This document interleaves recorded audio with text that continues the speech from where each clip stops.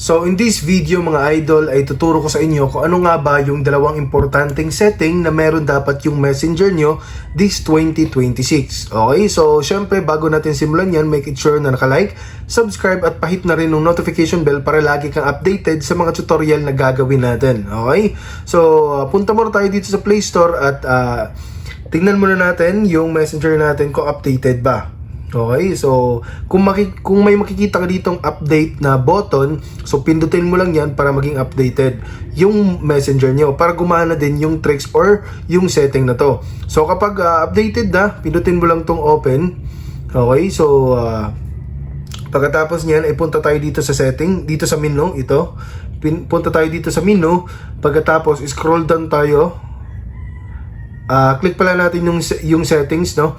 Scroll down tayo pa ibaba, tapos meron tayong magkitang bagong feature na meron si Meta. Ito ay easy access feature. Okay, so nawala yung isa mga idol, wait lang so refresh muna natin. Okay, Messenger, tingnan natin kung makikita natin ulit yung isang setting. Ayan. So early access feature at saka app updates. Okay, dito muna tayo sa app updates mga idol. So pag naka-turn on to, pag naging kulay blue, ibig sabihin hindi mo na siya kailangang i-manual update doon sa Google Play Store. Automatic na kapag naka-connect yung Wi-Fi mo, kapag naka-connect yung cellphone mo dun sa Wi-Fi, automatic na po na mag-update yung Messenger app nyo. So, si Messenger or sa Facebook na po yung gagawa para sa inyo nun. So, pindutin nyo lang to. On nyo rin yung Messenger update available para ino-notify kayo kung meron panibagong updates yung Messenger. Yung pangalawa naman na kailangan na meron tayo mga idol, itong early access feature. So, makikita natin dito, yung default ay naka-turn off.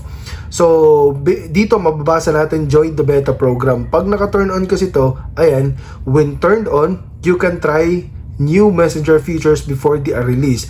Messenger may be unstable because features are still in development. You can turn off at any time. So, ibig sabihin kapag meron silang panibagong features na ginagawa or dinideploy, no, automatic, pag naka-turn on to, automatic na mararanasan nyo po yung panibagong mga features na ginagawa nila kapag or kahit hindi pa nila officially na nirelease doon sa Google Play Store. Okay, so yan po yung panibagong updates na meron si Meta or si Messenger, itong app updates tsaka early access feature. So I hope na nakatulong tong video na to. At please don't forget to hit the like, subscribe at ang notification bell. Ayun, nabubulol na tayo.